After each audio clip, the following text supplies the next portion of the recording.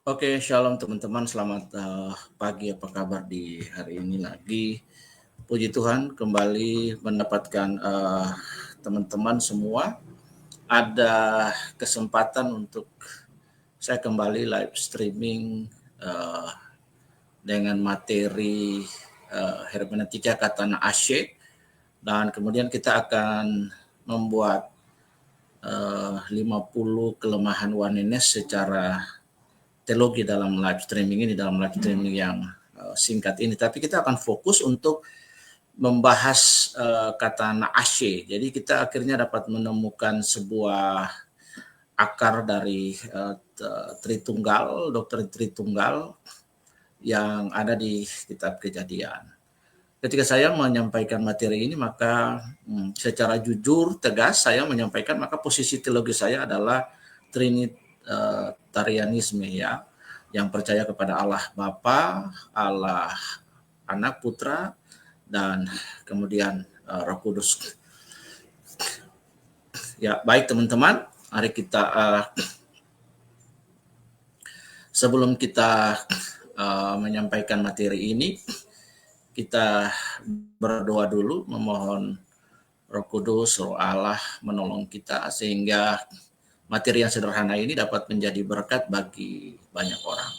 Bagi teman-teman yang ada di StreamYard, ada di Facebook, dapat melihat tampilan materi yang nanti kita share. Nanti saya bisa share di grup juga bagi teman-teman yang ingin materinya. Materi ini open dokumen, jadi kemudian dapat dipelajari, dapat diedit sesuka teman-teman semua. Sebelumnya mari kita berdoa terlebih dahulu. Tritunggal yang kudus, Allah Bapa, Putra, dan Roh Kudus, kami bersyukur hari ini dapat kembali melakukan live stream yang sederhana, dan Tuhan menolong dan Tuhan memberkati kami sehingga materi yang kami belajar ini dapat tidak saja memperluas dan enlarge our education about you God, tapi we have a deeply relationship with you. Kami punya kedalaman hubungan dengan Engkau. Tolong kami pakai semua peralatan, sinyal dan lain sebagainya, dan biar live stream yang singkat ini dapat menjadi berkat bagi kami, baik yang ada di StreamYard, di Facebook maupun yang ada di TikTok. Kami sudah berdoa dan mengucap syukur. Amin.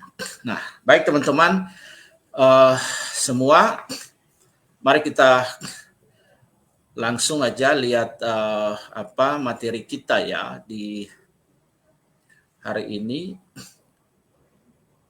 Ya. Oke teman-teman. Ya, jadi judul materi kita hari ini, teman-teman, adalah hermeneutika kata Ashe dalam Kejadian 1 ayat 26 dengan konsep Trinitas, teman-teman. Ya, dengan konsep Trinitas. Ya, bagi teman-teman yang ada di TikTok memang tidak bisa melihat materi yang saya sampaikan, cuman bisa mendengar secara audio, ya, secara audio untuk melihat materi yang saya sampaikan. Baik, teman-teman, sebelum saya memulai, karena saya di awal sudah sampaikan posisi teologi saya adalah seorang Trinitarian, maka izinkan saya memulai dengan sebuah lagu yang saya suka nyanyi ketika saya memimpin ibadah, ya. Hormat bagi Allah Bapa, hormat bagi anaknya, hormat bagi Roh penghibur, ketiganya yang esa. Haleluya, haleluya, ketiganya yang esa. Itu teman-teman. Jadi lagu ini menggambarkan sebuah posisi saya sebagai seorang Trinitarianisme. Jadi teman-teman tidak usah lagi bertanya di StreamYard ini atau di Facebook tentang posisi teologi saya. Jelas di atas ya, hermeneutika kata Ashe dalam Kejadian 1 ayat 26 dalam konsep Trinitas. Oke, mari kita berselancar. Kita mulai dulu dengan helikopter view sebuah pandangan umum tentang Kejadian 1 ayat 26. Bagi teman-teman yang ada di StreamYard, di Facebook dapat melihat materi saya. Nah, teman-teman bisa lihat terjemahan Ibrani, kita lihat di, saya buka dari HP saya ya. Kemudian kita bisa lihat di dalam Kejadian 26 ayat, Kejadian 1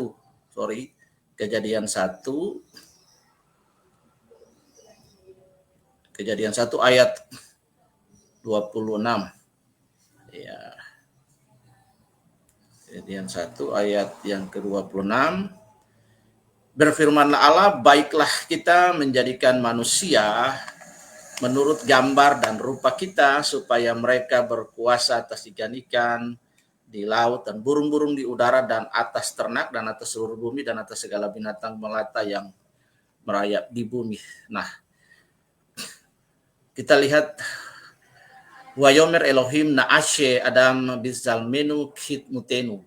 Artinya berfirmanlah Allah, baiklah kita menjadikan manusia menurut gambar dan rupa kita. Nah, dalam hermeneutik hari ini kita akan melihat di sini teman-teman kata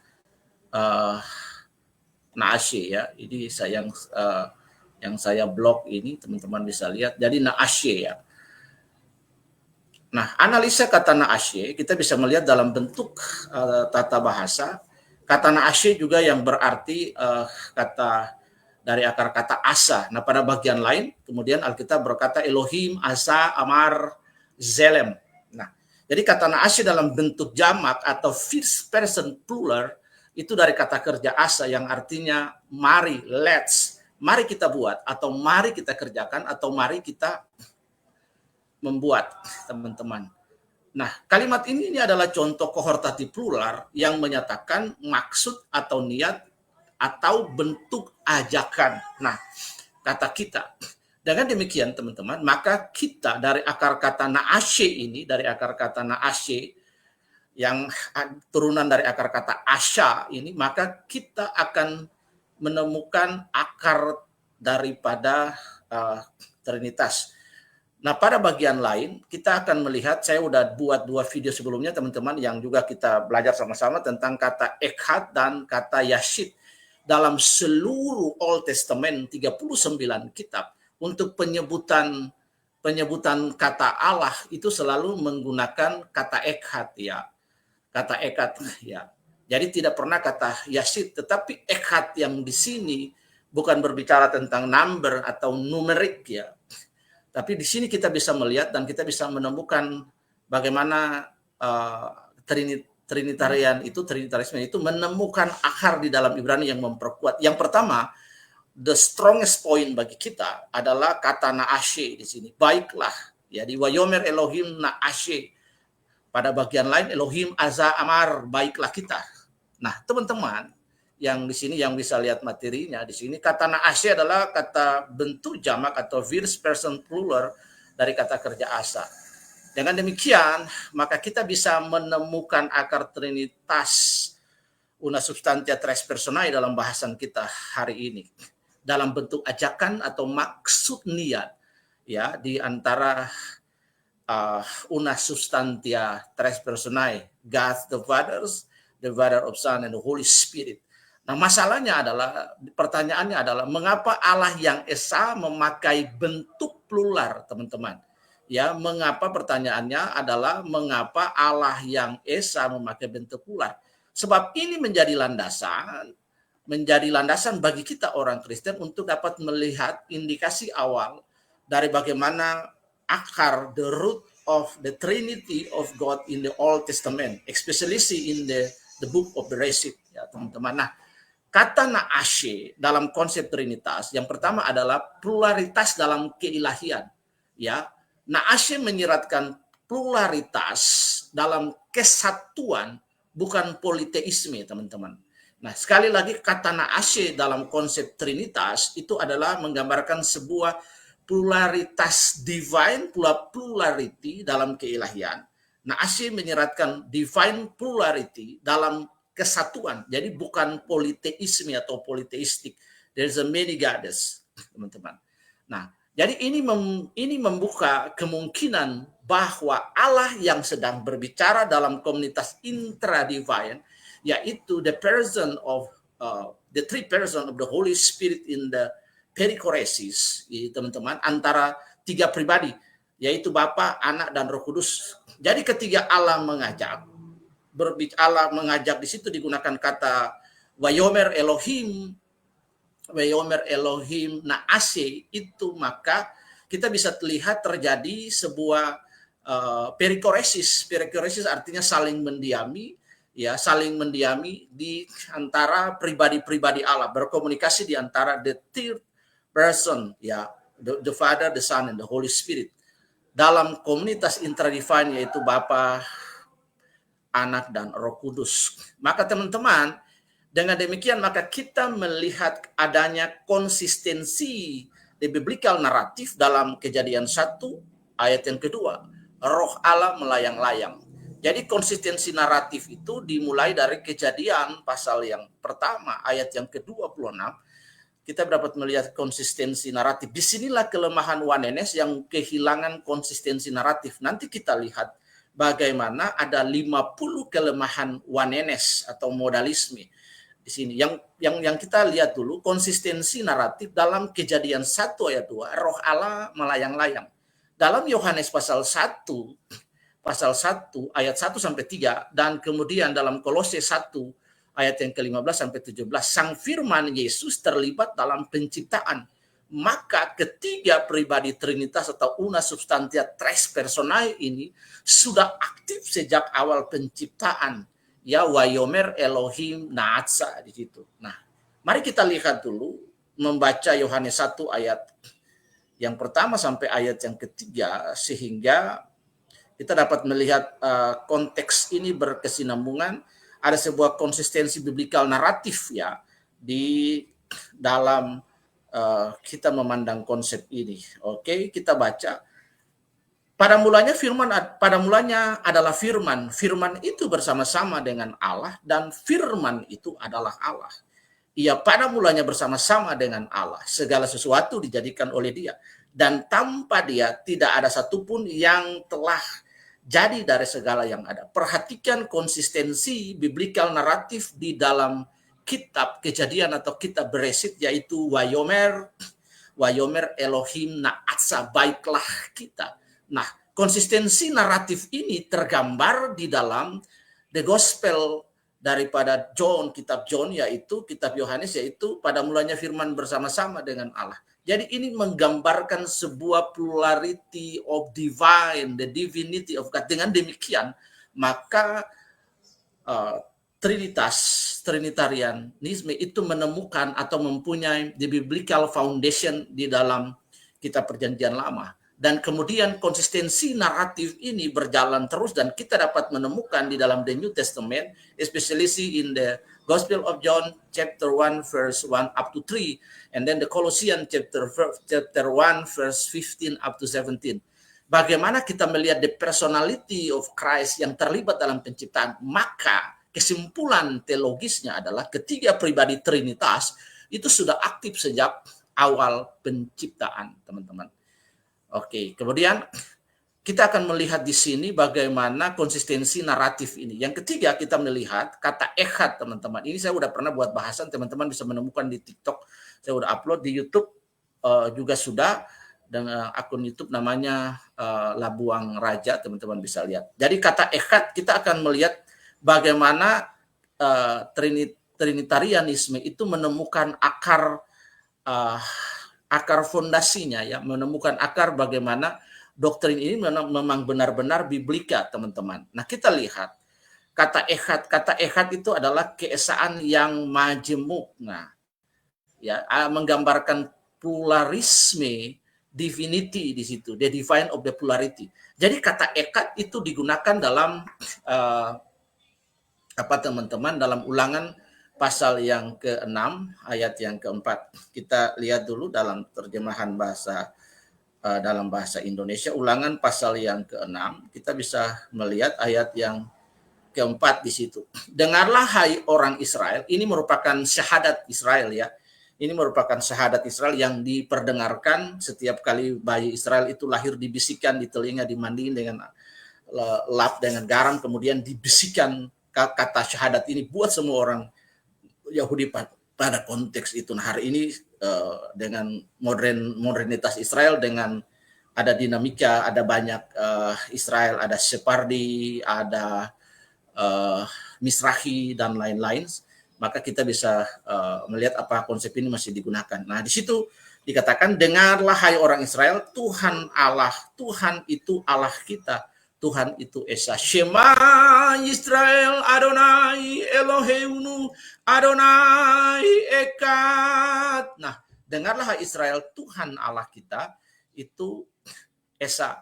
Jadi di sini kita bisa menemukan akar Trinitarian, itu Trinitas di dalam the Hebrew perspektif, bagaimana kata Echad. Jadi kata Echad itu selalu disematkan, kata Echad dari awal kitab Kejadian sampai kitab Malaki 39 kitab itu selalu memiliki konsistensi, semuanya selalu memakai kata Echad, tidak pernah kata Yashid. Kata Echad itu menggambarkan the divinity of the plurality. Jadi menggambarkan keesahan yang menjemuk di situ.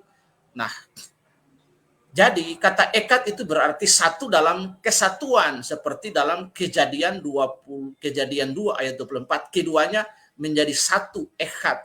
Kita dapat juga melihat dalam Bilangan 13 ayat 23, satu Echad, satu tandan anggur berisi banyak buah. Dengan demikian, maka Echad tidak berarti satuan mutlak, tetapi kesatuan dari banyak unsur. Yang dimaksud unsur di sini adalah the plurality of the divine. Dengan demikian, maka kita menemukan bahwa sejak penciptaan itu Allah Putra atau Sang Firman dan kemudian dengan Allah Roh Kudus, itu mereka terlibat dari awal sejak dalam proses penciptaan, teman-teman. Nah, kita bisa melihat di sini kata Yashid di sini juga, ya, kita dapat melihat di sini kata Yashid, teman-teman bisa lihat di sini. Kata Yashid itu artinya satuan, tunggal, absolut. Yashid berarti satu-satunya, unik atau tunggal atau absolut. Contoh, kita dapat menemukan kata Yashid ini pada kata Kejadian 22 ayat 2. Ishak disebut anakmu yang tunggal, ya, kata Yashid. Ini menggambarkan sebuah premis para penulis Alkitab that was inspiring by the Holy Spirit, seperti yang disampaikan dalam 2 Timotius 3 ayat yang ke-16, pasagrafe theopnitos kai ovelimos pros didas kalian pros epernatosin ten iodio kaisunia. Jika penulis Alkitab menyatakan bahwa Allah adalah tunggal, maka is absolutely, itu tidak terbantahkan, maka Yashid yang dipakai di Shema, bukan Echad. Nah, jadi teman-teman harus perhatikan bahwa sepanjang sejarah penulisan Alkitab itu selalu digunakan kata Echad that was described about the personality of God, ya, God the Father. Nah, teman-teman di sini kemudian kita bisa melihat bagaimana perbandingan dan bagaimana penggunaan kata Naashe, Echad dan Yashid. Kita bisa melihat kata Ibrani yang pertama Naashe, it means mari kita membuat. Konteks Kejadian 1 ayat 26, implikasi dari doktrin Trinitarian adalah indikasi dialog intratrinitas di antara pribadi-pribadi Trinitas. Dengan demikian maka kita memenuhi apa yang dimaksud dengan perikoresis di antara Tritunggal itu. Nah, yang kedua, Echad, Esa dalam kesatuan. Ulangan 6 ayat 4 is about the Shema of Israel. Jadi implikasi daripada doktrin Trinitas adalah keesaan Allah yang mengandung pluralitas pribadi situ. Kemudian kata Yashid itu artinya Esa, tunggal, absolut. Kejadian 22 ayat 2 tidak pernah digunakan untuk Allah, teman-teman. Maka di sini point of view-nya adalah kata Naashe dengan kata Echad itu membuka sebuah hermeneutics perspektif about the Trinity of God. Yang kedua, konsistensi ajaran Kristen bahwa Allah adalah satu hakikat dalam tiga pribadi, una substantia, tres personae, itu mempunyai akar dogmatika, itu mempunyai akar teologis, itu mempunyai posisi teologis di dalam Alkitab that was begin from the book of the Genesis. Dan itu dimulai dari kitab Genesis sampai di kitab Perjanjian Lama. Dan kemudian narasi biblikal secara konsisten selalu menggunakan kata echad yang merujuk kepada the personality of God. Dengan demikian ini membantah, dengan demikian ini menghancurkan, dengan demikian ini menggugurkan all the perspective about the oneness, ya. Bagaimana pengertian oneness di dalam mereka memahami Allah, ya. Jadi memahami Allah itu adalah helikopter view bagi kita, sehingga kita punya landasan hermeneutik, kita punya landasan teologi biblikal, ya, mengenai bagaimana the position of the Trinity, of the Trinitarian on biblical. Nah, teman-teman, mari kita bergerak. Teman-teman bisa lihat di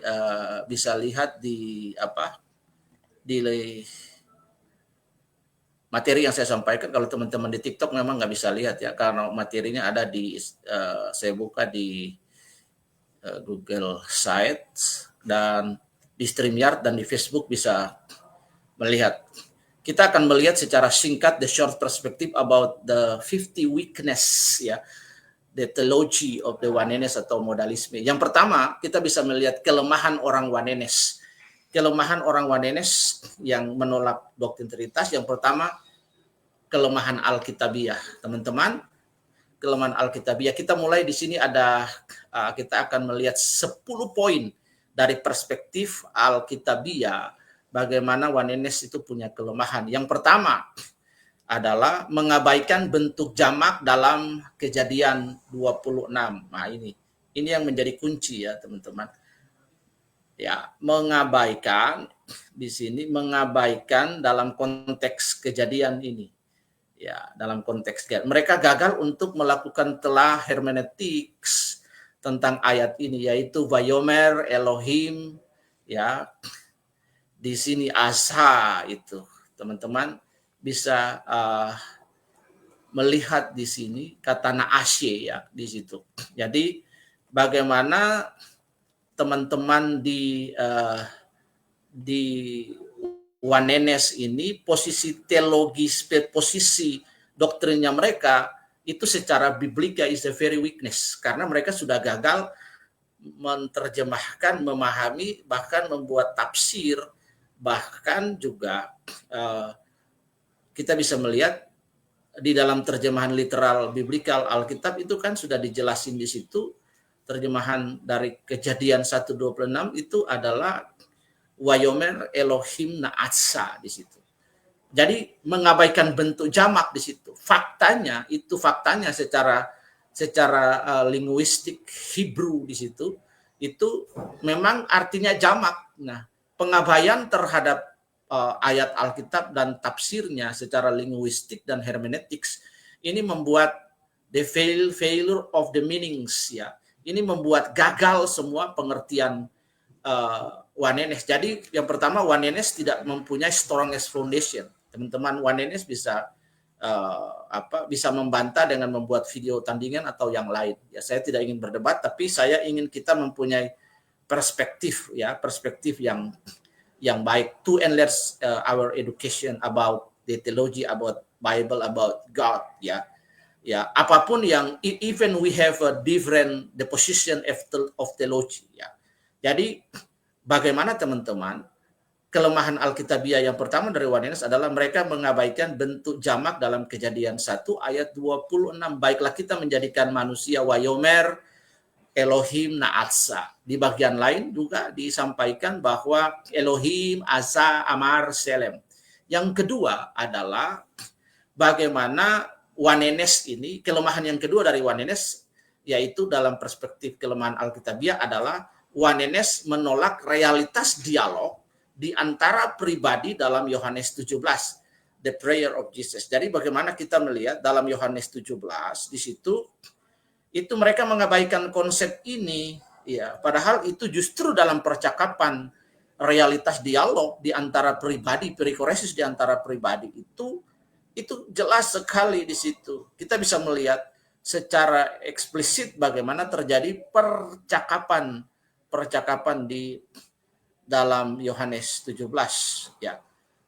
Doa Yesus untuk murid-muridnya, demikianlah kata Yesus, lalu ia menengadah ke langit dan berkata, Bapa, telah tiba saatnya, permuliakanlah anakmu supaya anakmu dipermuliakan. Engkau mempermuliakan engkau sama seperti engkau telah memberikan kepadanya kuasa atas segala yang hidup. Dengan demikian ia akan memberikan hidup yang kekal kepada semua orang yang engkau berikan kepadanya, dan lain sebagainya. Nah, kalau dalam konsep oneness itu kan mereka percaya bahwa ya Allah itu satu, gitu. Ya, nggak ada tiga pribadinya. Masakan Yesus berdoa kepada Yesus, iya. Ya, Bapa berdoa kepada Bapa dan lain sebagainya. Itu kan konsep yang ngawur sekali. Jadi teman-teman bisa melihat di sini bagaimana oneness menolak realitas dialog antar pribadi dalam Injil Yohanes pasal yang ke-17. Itu kelemahan oneness yang kedua, kelemahan secara alkitabiah. Nah, kita bisa melihat yang berikut, kelemahan yang ketiga secara alkitabiah adalah oneness mengabaikan kehadiran tiga pribadi pada peristiwa baptisan Tuhan Yesus. Pada di situ peristiwa baptisan Tuhan Yesus. Ya. Bagaimana di situ secara Alkitab menggambarkan ayat itu, jadi secara literal di situ. Peristiwa itu bagaimana Yesus dibaptis, kemudian Allah bersabda, dan burung merpati ada di situ sebagai tipologi daripada Roh Kudus. Dengan demikian, maka oneness mengabaikan kehadiran tiga pribadi yang berperikoresis di dalam Matius pasal 3 ayat 16 dan 17. Mari kita bisa langsung buka ayatnya dan kita lihat Matius pasal 3 ayat 16. Teman-teman, di sini kita lihat di sini, sesudah dibaptis, Yesus segera keluar dari air, dan pada waktu itu juga langit terbuka dan ia melihat Roh Allah seperti burung merpati turun ke atasnya. Jadi Roh Allah it means mention always refer about the Holy Spirit, dan tipologi dari Roh Kudus itu adalah burung merpati. Lalu terdengarlah dari sorga yang mengatakan, inilah anakku yang kukasihi, kepadanya lah demikian aku berkenan. Nah, kelemahan yang ketiga dari orang-orang oneness mengabaikan kehadiran tiga pribadi pada peristiwa baptisan Tuhan Yesus, dengan demikian menyangkal perikoresis di antara ketiga pribadi itu. Tidak saja menyangkal perikoresis, tetapi juga menolak tiga pribadi, mengabaikan kehadiran tiga pribadi pada peristiwa Matius 3 ayat 16 dan 17. Tapi demikian juga menolak ayat Alkitab yang ada di dalam Matius 3. Tadi mereka sudah menolak Kejadian pasal 1 ayat 26. Mereka juga menolak Yohanes 17. Mereka juga sekarang menolak Matius 3 ayat 16 sampai ayat yang ke-17. Jadi ada banyak sekali ayat-ayat di dalam Perjanjian Lama maupun Perjanjian Baru yang secara parsial itu ditolak oleh para oneness atau modalisme ini. Nah, kemudian kita bisa melihat yang keempat adalah bahwa tidak konsisten dengan amanat agung. Oneness tidak konsisten dengan amanat agung. Ingat bahwa Alkitab itu selalu konsisten. Alkitab tidak unkonsisten. Alkitab selalu konsisten. Nah, jadi kita bisa melihat bagaimana kelemahan doktrin ini secara biblikal, tidak konsistennya mereka dengan amanat agung. Dalam amanat agung disebut Bapa, Anak, dan Roh Kudus. Ya, Matius 28 ayat 19. Dengan demikian, maka sudah ada banyak ayat-ayat yang mereka langgar di situ. Dan mereka tidak memiliki konsistensi. Alkitab itu memiliki konsistensi. Alkitab itu memiliki konsistensi yang kuat dan tidak mungkin salah. Yang salahnya adalah bagaimana tafsir orang terhadap Alkitab itu keliru, mengabaikan. Alkitab itu juga memiliki ada 6 sifat kanonikal Alkitab yang memiliki sifat otoritas. Dengan demikian maka mereka hanya mempercayai the half of the Bible, setengah dari Alkitab, mengambil ayat-ayat yang mendukung ide dan opini mereka, tafsir mereka. Pada bagian lain mereka tidak setuju. Dengan demikian maka secara completeness mereka tidak biblikal. Nah, kita bisa melihat yang kelima di sini adalah mereka tidak bisa menjelaskan Yohanes 1 ayat 1 sampai 3 secara memadai di situ. They cannot explain about the gospel chapter 1 verse 1 up to 3 di situ, teman-teman. Jadi secara memadai firman Allah, firman bersama-sama dengan Allah dan adalah Allah. Jadi mereka tidak dapat menjelaskan hal ini. Jadi ini membuat mereka bingung, teman-teman. Nah, yang berikut adalah membingungkan antara pribadi dan peran atau misidentifikasi persona. Ini juga kegagalan yang fatal dari teman orang-orang yang ada di dalam Wanenes. Orang-orang Wanenes begitu membingungkan antara pribadi Allah, ya, pribadi Allah dan peran, misidentifikasi. Jadi ada persona, kemudian ada fungsi dari persona itu atau modus. Salah satunya adalah ketika Tuhan naik ke surga dalam kitab Tuhan Yesus, Ascension to Heaven in the book of Acts chapter 1 verse 8, di situ bahwa Roh Kudus akan datang, ya, parakletos, pribadi atau oknum. Para itu di samping, kleitos itu pribadi, oknum, penolong yang stand beside us, ya. Jadi mereka tidak dapat membedakan antara persona pribadi daripada ketiga itu dengan fungsinya mereka di situ. Dengan demikian maka membingungkan buat Wanenes. Jadi itu kelemahan yang keenam. Kita bisa melihat kelemahan yang ketujuh, mengabaikan pluralitas singularistik dalam Yesaya pasal yang ke-6 ayat yang ke-8. Siapakah yang akan pergi mengutus kami? Kata siapa ini juga menggambarkan siapakah yang akan pergi untuk mengutus kami, ya, di sini. Ini sama dengan yang juga kata digunakan di dalam Kejadian pasal 1 ayat 26, Wayomer Elohim Na'atsa. Bagian lain juga Alkitab berkata Elohim Asa Amar Zelem. Itu. Jadi mereka mengabaikan fakta pluralitas ini. Yang ke-8 dari kelemahan Wanenes adalah mereka menyederhanakan hubungan antara Yesus, Firman, dan Bapa dalam Yohanes 5 ayat 19 dan 23. Kita lihat, teman-teman, sehingga ada dasar Alkitabnya. Jadi Yohanes yang ke-5 ayat ke-19 sampai 23. Maka Yesus menjawab, katanya, aku berkata kepadamu, sesungguhnya anak tidak dapat mengerjakan sesuatu dari dirinya sendiri. Jikalau tidak ia melihat Bapa mengerjakannya, sebab apa yang dikerjakan Bapa itu juga yang dikerjakan anak. Sebab Bapa mengasihi anak dan ia menunjukkan kepadanya segala sesuatu yang dikerjakannya sendiri. Bahkan ia akan menunjukkan kepadanya pekerjaan-pekerjaan yang lebih besar lagi daripada pekerjaan-pekerjaan itu, sehingga kamu menjadi heran. Sebab sama seperti Bapa membangkitkan orang-orang mati dan menghidupkannya, demikian juga anak menghidupkan barang siapa yang dikehendakinya. Bapa tidak menghakimi siapapun, melainkan telah menyerahkan penghakiman itu seluruhnya kepada anak, supaya semua orang menghormati anak sama seperti mereka menghormati Bapa. Barang siapa tidak menghormati anak, ia juga tidak menghormati Bapa yang mengutus dia. Dengan demikian, ketiga Wanenes ini menyederhanakan perikoresis di antara hubungan saling mendiami, mengisi kasih di antara pribadi, the Trinity of God ini, maka mereka membuat sebuah simplicity. Jangan selalu menyederhanakan prinsip-prinsip teologis, teman-teman. Hal-hal yang menjadi kita punya core value. Ketika hal-hal ini disederhanakan, maka secara dogmatika, secara doktrinal, secara teologis itu akan rusak. Jadi ketika kita menyederhanakan, pengertiannya rusak, maka dalam praktek kitanya itu akan rusak, teman-teman. Ya, 9. Tidak menjawab secara memuaskan pemisahan antara Yesus dan Roh Kudus dalam Yohanes 14 sampai 16, ya. Jadi mereka tidak bisa membuat perbedaan, menjawab secara memuaskan antara pribadi Yesus dan pribadi Roh Kudus, padahal sudah banyak ayat-ayat tadi yang kita pelajari, yang kita baca, ada pembedaan di situ di antara pribadi-pribadi. Itu natur mereka itu adalah Allah di situ, tapi satu Allah dengan tiga pribadi.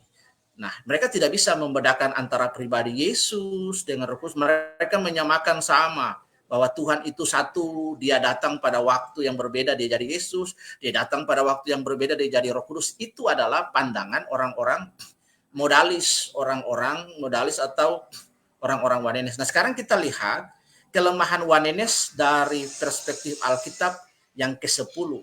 Wanenes tidak selaras dengan pernyataan bahwa Roh Kudus diutus oleh Bapa. Mari kita melihat Yohanes pasal yang ke-15 ayat yang ke-16, teman-teman. Ya. Di situ dikatakan, bukan kamu yang memilih aku, tetapi akulah yang memilih kamu, dan aku telah menetapkan kamu supaya kamu pergi menghasilkan buah, dan buahmu itu tetap supaya apa yang kamu minta kepada Bapa dalam namaku diberikannya kepadamu.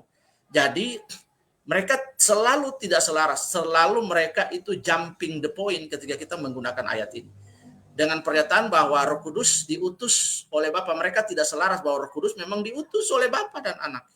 Ya, ayat-ayat yang menyatakan pada bagian lain juga kita dapat temukan di dalam Yohanes pasal yang ke-16 ayat yang ke-8 sampai 11. Jika Roh Kudus, jika Parakletos, if the Spirit of Comforter itu datang, maka ia akan menginsafi dunia akan dosa, akan kebenaran, penghakiman, dan lain-lain. Roh itu diutus oleh Bapa. Diulangi lagi, dimention lagi oleh Lukas, sang penulis Kisah Rasul. Itu di dalam Kisah Rasul pasal 1 ayat yang ke-8 di situ. Kisah Rasul 1 ayat 8. Yohanes pasal yang ke-16 juga ayat 23. Ia akan mengajarkan kepadamu segala sesuatu yang dilakukan oleh Kristus. Jadi dengan demikian maka kita pertama ini secara biblika, secara Alkitab kita bisa menemukan 10 poin dalam waktu yang singkat. Kita menemukan 10 poin kelemahan orang-orang Wanenes. Ya. 10 poin. Di dalam secara Alkitab kita bisa menemukan 10 poin kelemahan Wanenes. Nah, sekarang kita akan lihat lanjut lagi 10 poin yang kedua, kelemahan Wanenes secara historis dan gerejawi. Ini juga penting ya. Teman-teman bisa melihat di sini bahwa yang pertama adalah orang-orang Wanenes ini ditolak dalam Konsili Nikea 325 dan Konstantinopel ya. Dan Konstantinopel di sini. Jadi teman-teman, di sini kita melihat bahwa dalam sejarah gerejawi itu orang-orang Wanenes itu ditolak ya, diekskomunikasi teman-teman. Ditolak, diekskomunikasi gitu. Ya. Nah, ada dua jenis ekskomunikasi ya, ekskomunikasi yang paling ringan, kemudian ada ekskomunikasi yang berat. Nah, ekskomunikasi yang paling berat sekali itulah yang kita kenal dengan pemisahan, yaitu skisma di situ. Nah, jadi bukan saja ditolak, tapi memang mereka diekskomunikasi. Jadi Wanenes ini dalam sejarah kelemahan dalam historis gerejawi, mereka ditolak dalam 2 konsili. Jadi sebenarnya posisi mereka di 381 di sini, kemudian dalam 325 di sini. Dengan demikian, maka secara historikal mereka ditolak. Itu. Nah, yang kedua, teman-teman, kita bisa melihat di kelemahan yang kedua dalam historis gereja adalah Wanenes disebut sebagai bidat oleh Bapak Gereja seperti 1 Tertullianus. Yang kedua, Athanasius. Yang ketiga, itu Agustinus, teman-teman. Jadi, 3 bapak gereja ini cukup bagi kita dalam sejarah gereja bahwa Wanenes itu ditolak. Ya. Disebut sebagai bidah, heresi di situ. Sebagai aliran sesat, sebagai bidat. Nah, yang berikut adalah dihukum sebagai heresi oleh gereja mula-mula, terutama sebagai bentuk Sabellianisme. Ya, teman-teman bisa cari aja apa itu Sabellianisme ya. Jadi sebagai heresi ya, sebagai sebuah blasfemi, sebagai sebuah heresi oleh gereja mula-mula, teman-teman. Nah, jadi yang ketiga kelemahan Wanenes, yang ketiga adalah dihukum sebagai heresi oleh gereja mula-mula. Mereka tidak punya tempat dalam gereja mula-mula dalam sejarah gereja. Yang berikut adalah tidak sesuai dengan krit gereja ekumenis ya.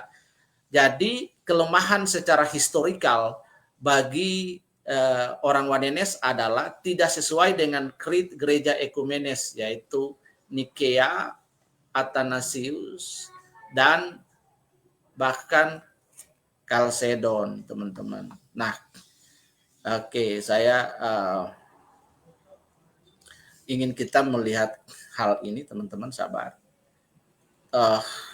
Di gereja-gereja Protestan, khususnya yang tradisionalnya, setiap kali mereka ada kematian, kedukaan, atau juga ibadah-ibadah sakramen, itu perjamuan kudus dan lain, mereka selalu pernikahan, mereka selalu membaca pengakuan iman rasuli atau dekret ini ya. Ya, teman-teman, kita lihat. Ya. Nah, jadi kelemahan Wanenes yang keempat adalah tidak sesuai dengan krit atau simbolum apostolorum yang disebut atau diseringkali oleh orang itu sebagai syahadat ya. Ini adalah salah satu rumusan iman Kristen yang paling tua dan luas digunakan khususnya dalam tradisi gereja barat ya. Ada Katolik juga, ada Roma, ada Anglikan. Teman-teman, ini yang perlu kita sampaikan. Jadi memang orang Wanenes tidak percaya kepada pengakuan iman rasuli, padahal di dalam pengakuan iman rasuli itu kita menemukan itu ada hal-hal doktrinal paling banyak, itu ada 12 pokok-pokok iman Kristen, the core value of the Christianity ya, dirumuskan dalam pengakuan iman rasuli. Aku percaya kepada Allah Bapa yang Maha Kuasa, Khalik langit dan bumi, dan kepada Yesus Kristus anaknya yang tunggal Tuhan kita, yang dikandung dari Roh Kudus, lahir dari anak darah Maria, yang menderita sengsara di bawah pemerintahan Pontius Pilatus, disalibkan, mati, dan dikuburkan, turun ke dalam kerajaan maut. Pada hari yang ketiga bangkit pula dari antara orang mati, naik ke surga, duduk di sebelah kanan Allah, Bapa yang Maha Kuasa, dan dari sana ia akan datang menghakimi orang-orang yang hidup dan yang mati. Aku percaya kepada Roh Kudus, gereja yang kudus dan am, persekutuan orang kudus, pengampunan dosa, kebangkitan tubuh, dan hidup yang kekal. Jadi kelemahan orang Wanenes adalah tidak sesuai dengan krit gereja ekumenis yang pertama, Nikea, itu 325, lalu di Athanasius dan kemudian Chalcedon ya, teman-teman. Yang berikut kelemahan Wanenes dalam sejarah gerejawi yang kelima, tidak memiliki kontinuitas historis dalam tradisi gereja secara universal. Jadi tidak ada kontinuitas historis yang berkesinambungan di dalam gereja, dalam tradisi gereja secara universal atau am ya, di situ. Yang berikut adalah kelemahan yang berikut dari Wanenes yang keenam dalam konteks sejarah gereja, berasal dari spekulasi filsafat abad ketiga, bukan dari ajaran Yesus dan para rasul. Jadi Wanenes ini bukan dari ajaran Yesus dan para rasul. Ya, mereka lebih jatuh kepada higher Bible criticism, the black hermeneutics. Nah, ini yang paling merusak sekali. Nah, kemudian kita bisa melihat, teman-teman, yang poin yang ketujuh dari Wanenes dalam konteks historical ya, sejarah gereja, gagal menghormati kesaksian para martir gereja awal yang mati sebagai martir ya, mempertahankan Trinitas ya. Ya. Kita melihat bagaimana seorang bapak gereja ketika para tentara Roma berkata, sangkal Tuhanmu dan matilah. Kalau tidak salah, Athanasius dia berkata bahwa tidak pernah dalam hidup ini aku melihat Tuhan jahat terhadap aku, dan kemudian mereka menombak dia sampai mati, teman-teman. Jadi martir terus percaya dan mempertahankan doktrin Trinitarisme ini dengan baik sekali. Jadi satu kegagalan dalam sejarah gereja, yang ketujuh adalah mereka gagal untuk menghormati kesaksian para martir gereja mula-mula, gereja awal yang mati mempertahankan Trinitas. Yang ketiga adalah sering diasosiasikan dengan kelompok sektarian dan anti-Nicene Ringe ya. Jadi kita bisa anti-Nicene ini adalah, teman-teman bisa melihat itu di poin yang keempat, kelemahan Wanenes, yaitu mereka menolak konsili ekumenis Nikea, Athanasius, dan Chalcedon. Ya, kemudian kita bisa melihat kelemahan yang ketiga dari Wanenes ini. Jadi ada 50 kelemahan Wanenes. Yang pertama secara biblika, yang kedua secara historis, sekarang yang ketiga kelemahan filosofi dan logis. Yang pertama, kelemahan Oneness adalah mereka menimbulkan kontradiksi dengan sebuah pertanyaan, bagaimana Yesus bisa berdoa kepada dirinya sendiri? Yesus bisa berdoa kepada diri, karena mereka tidak percaya kepada perikoresis pribadi-pribadi di dalam una substantia tres personae. Ya. Kedua, mereka tidak dapat menjelaskan bagaimana Yesus bisa mengalami persekutuan dengan Bapa dalam Yohanes 17 ayat yang ke-7. Teman-teman, kita lihat Yohanes yang ke-17 ayat yang ke-7. Ya, di dalam kelemahan biblika saja mereka sudah 10 poin itu udah gagal memahami bagaimana kita bisa melihat akar Trinitarian begitu kuat di dalam Hebrew perspektif ya. Nah, mari kita lihat dalam Yohanes 17, teman-teman. Itu ayat yang ke-5. Dikatakan di situ, oleh sebab itu ya Bapa, permuliakanlah aku padamu sendiri dengan kemuliaan yang kumiliki di hadiratmu sebelum dunia itu ada. Korelasinya dengan Kejadian pasal 1 ayat 26 ialah Vayomer Elohim Na'atsa. Pada bagian lain juga adalah Elohim Asa Amar Selem. Baiklah kita, ada sebuah ajakan, ada sebuah invitation ya untuk bersama-sama untuk melakukan mencipta berbuat di situ. Mereka gagal untuk menjelaskan hal ini. Ini adalah kelemahan dari Oneness secara filosofis dan logis. Jadi Alkitab itu runut, sistematikanya luar biasa dan dapat dijelaskan. Ini mereka gagal untuk menjelaskan hal ini secara logis. Tidak menjelaskan bagaimana Yesus bisa mengalami persekutuan dengan Bapa. Persekutuan di antara pribadi-pribadi Allah itulah yang disebut perikoresis. Nah, yang berikut adalah mereka menurunkan kualitas kasih Allah. Kasih bukan pada pribadi lain, tapi pada diri sendiri. Ini yang keliru. Yang berikut adalah mereka menghilangkan makna persekutuan ilahi. Komunitas kasih dalam Trinitas, yaitu perikoresis tadi. Menurunkan makna pengutusan dalam misi. Bapa mengutus anak dan Roh Kudus. Di dalam Matius itu kan sudah jelas itu formulanya, Bapa, Putra, dan Roh Kudus. Jadi ketika mereka tidak mempercayai formula Bapa, Putra, dan Roh Kudus, maka blasfemi, heresi bagi kaum-kaum modalis, bagi kaum-kaum modus, bagi kaum-kaum Oneness ini. Mereka mengubah makna inkarnasi menjadi semu anak bukan pribadi sejati, tetapi hanya modus. Nah, jadi dengan demikian maka orang Oneness juga menyangkal proses inkarnasi. Mereka juga menyangkal proses inkarnasi yang bisa kita temukan di dalam Yohanes pasal yang pertama, ayat yang pertama, sampai ayat yang kesekian, kita bisa baca ayat yang keempat. Mereka menyangkal itu, menolak dan membuatnya menjadi bias. Nah, kalau kita bisa menemukan antara yang tidak benar dan yang benar, maka kita bisa melihat. Tetapi ketiga kebenaran itu menjadi abu-abu, setengah kebenaran, the half truth, itu is a very danger for the Christianity. Itu sangat merusak. Kita bisa melihat yang berikut, poin kelima daripada kelemahan Oneness secara filosofis dan logis di sini ya.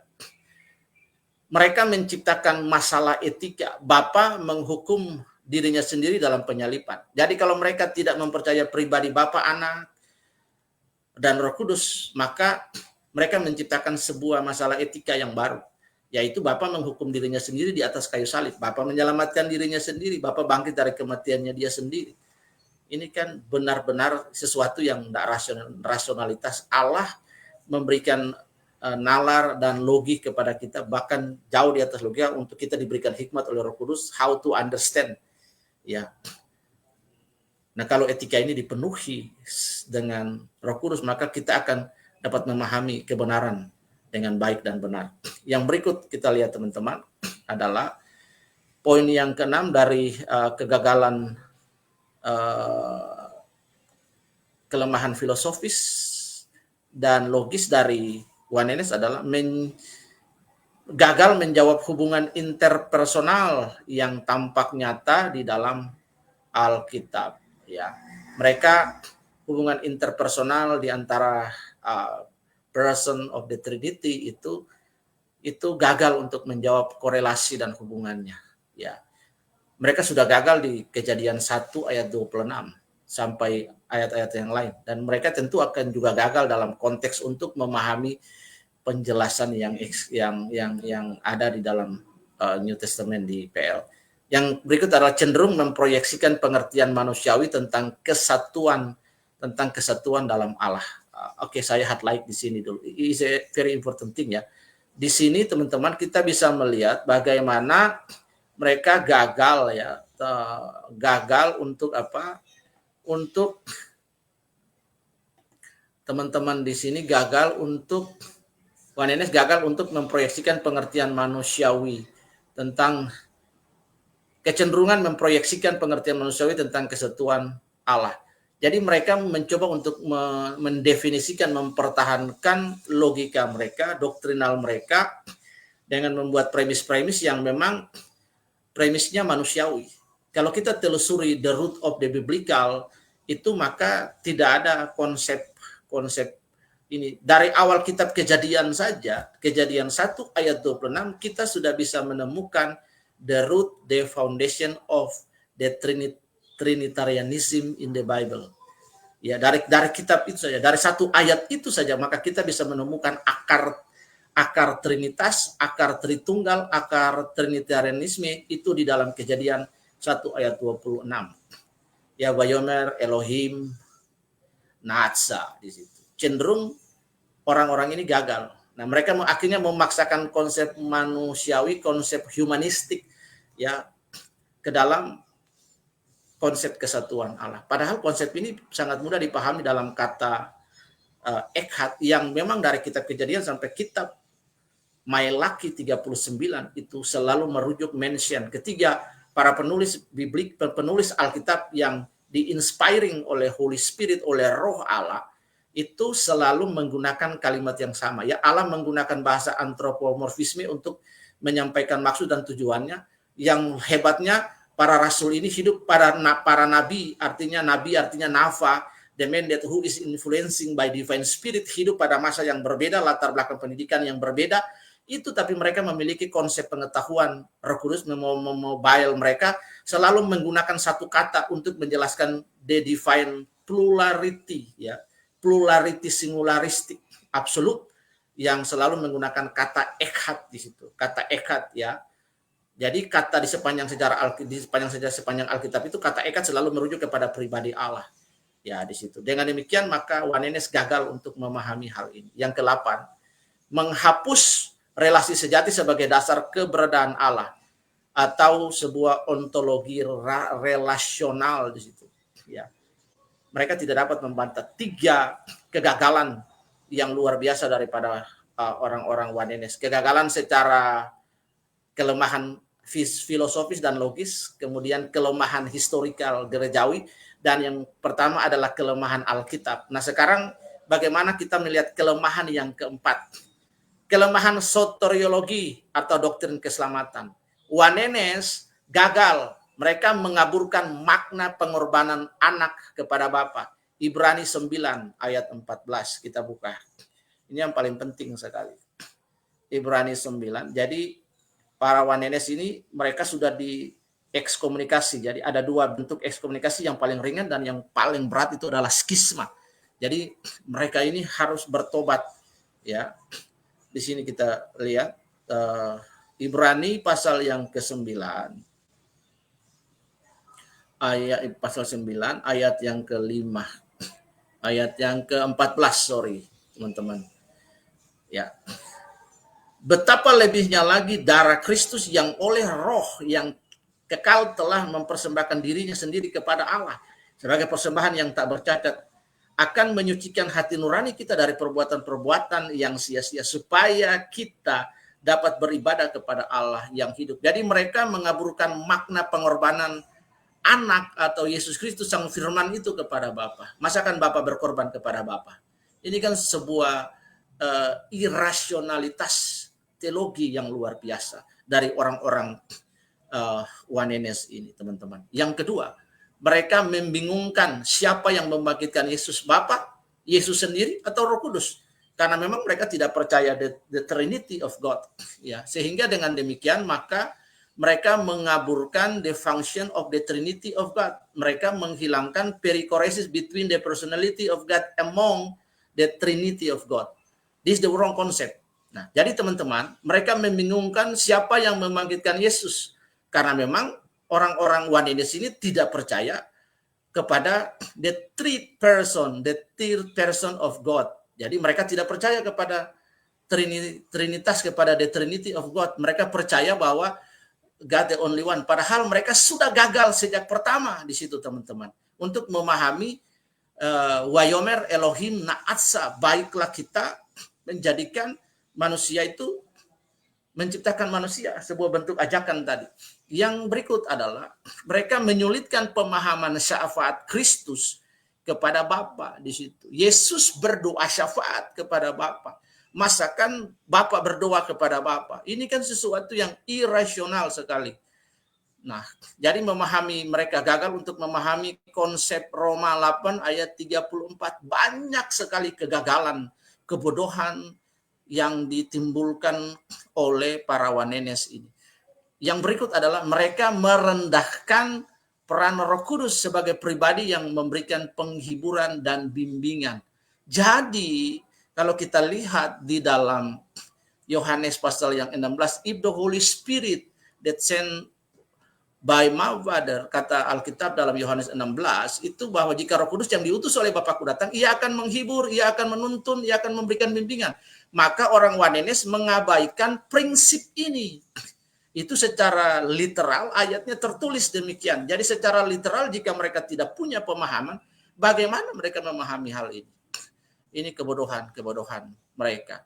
Mereka menghapus relasi di antara Bapa dan anak yang menjadi dasar keselamatan. Pada mulanya di situ bahwa karena begitu besar kasih Allah akan dunia ini, sehingga dia mengeruniakan anak yang tunggal, supaya setiap orang yang percaya kepadanya itu tidak binasa, melainkan memperoleh hidup yang kekal. Jadi relasi kasih antara Bapa dan anak itu diabaikan oleh mereka. Nah, ini yang gagal dipahami oleh orang-orang oneness di sini. Yang berikut, mereka membingungkan hubungan antara pengutusan di situ. Satu poinnya pengutusan, kemudian ada penebusan di situ, dan kemudian ada pendamaian di sini. Ini semuanya memiliki korelasi dengan Bapa, Yesus dan Bapa, dan kemudian ada Roh Kudus, teman-teman. Nah, ini yang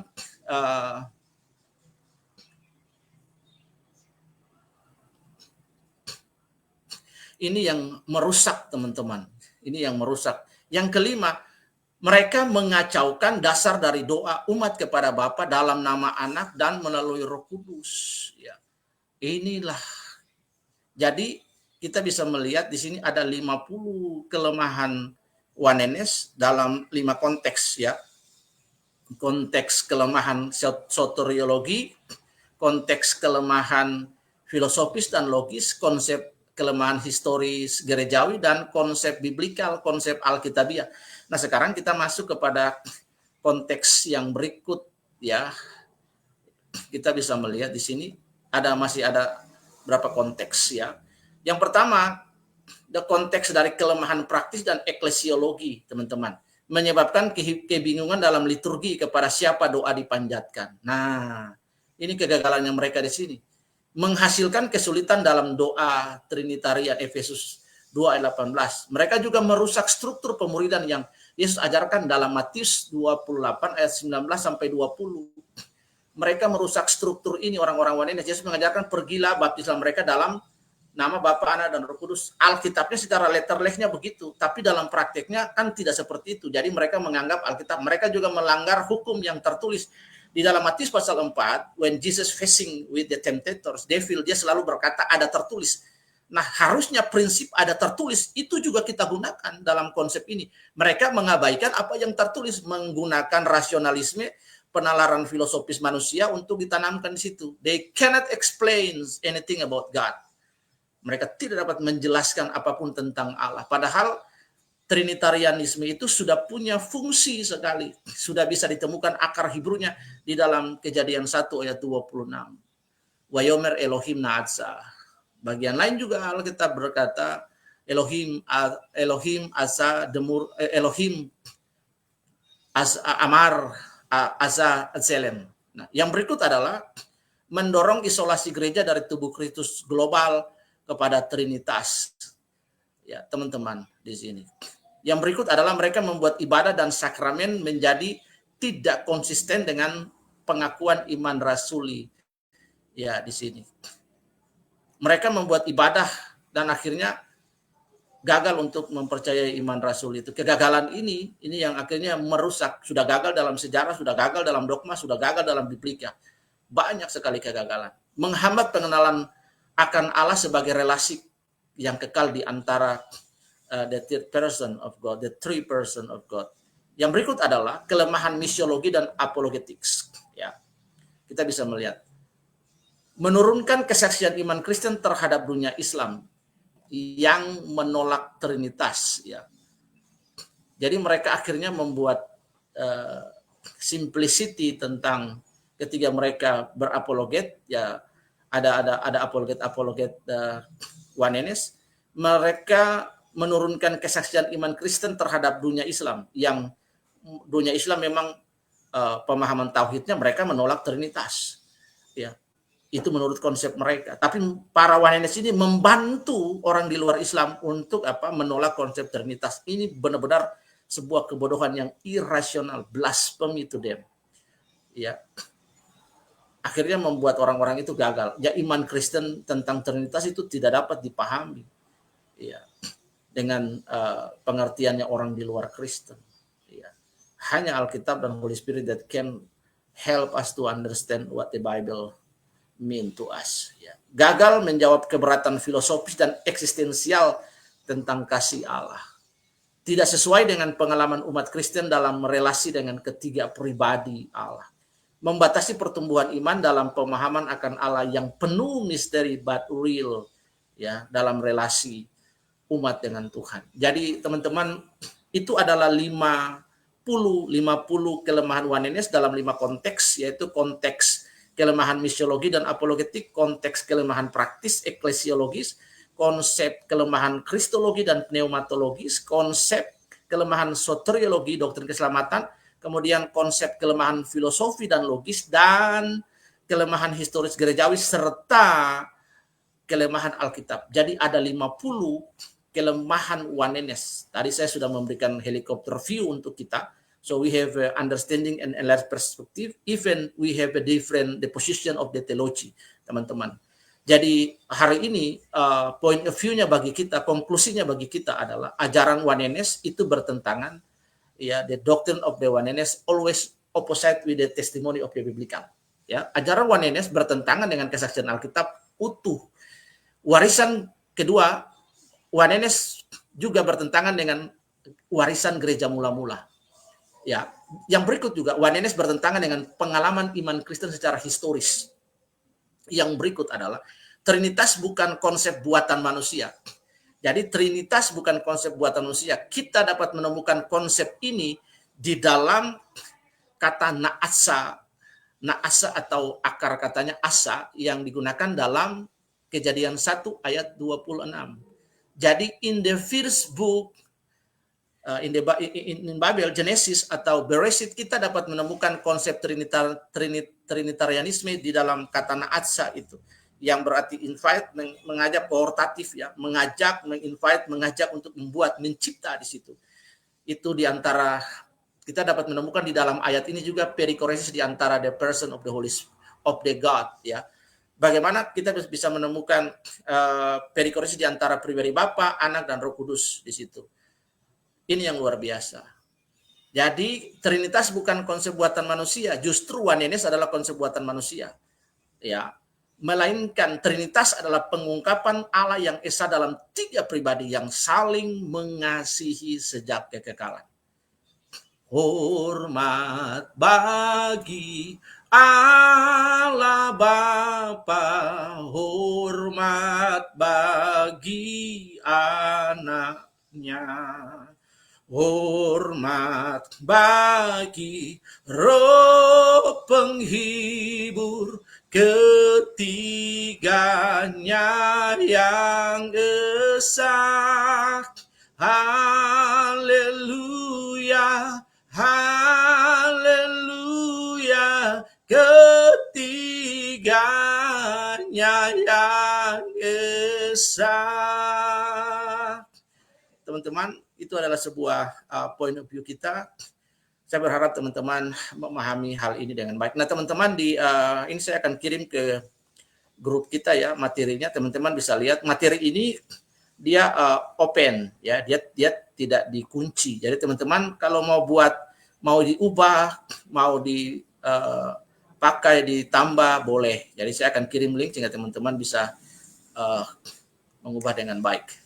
Terima kasih untuk pelajaran hari ini, teman-teman yang sudah ada di StreamYard dengan saya, yang di Facebook, Tuhan yang menonton, Tuhan memberkati, yang ada di TikTok juga Tuhan berkati. Mari kita berdoa bersama-sama.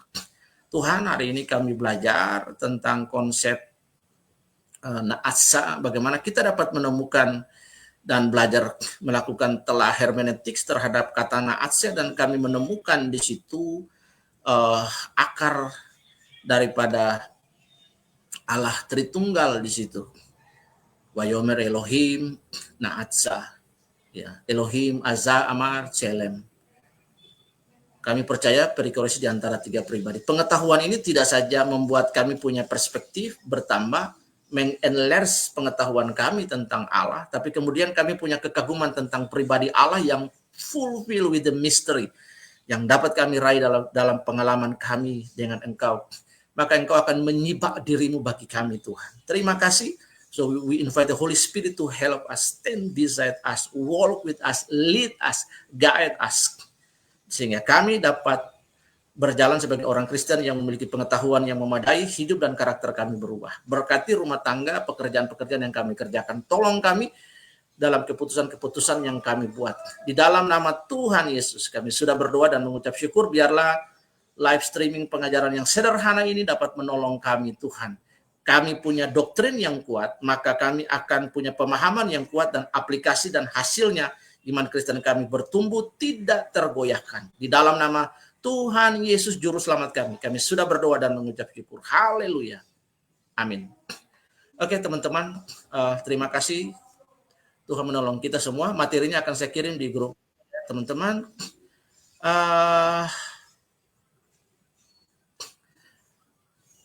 Materinya akan saya kirim. Baik teman-teman, terima kasih yang di TikTok, terima kasih sudah nonton. Teman-teman yang di TikTok, terima kasih sudah nonton. Tuhan berkati. Yang di TikTok saya memang tidak perlu atau tidak membutuhkan gift atau love gift, tap layar. Semua yang Tuhan beri dapat menjadi berkat bagi kita. Saya mengakhiri live streaming kita hari ini. Tuhan berkati, shalom.